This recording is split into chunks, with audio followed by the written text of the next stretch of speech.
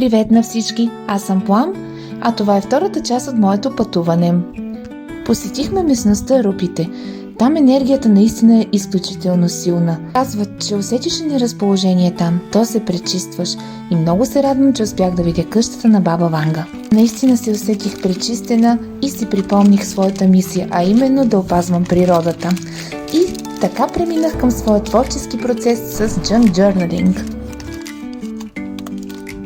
И разбира се, остатъчният буклук винаги го изхвърлям на предназначеното за него място.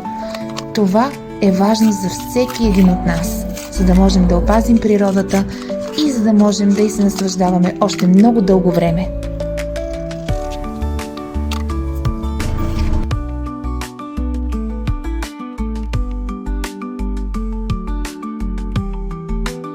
Ако видеото ви е харесало, може да ме последвате, за да виждате още такова съдържание. До скоро на всички!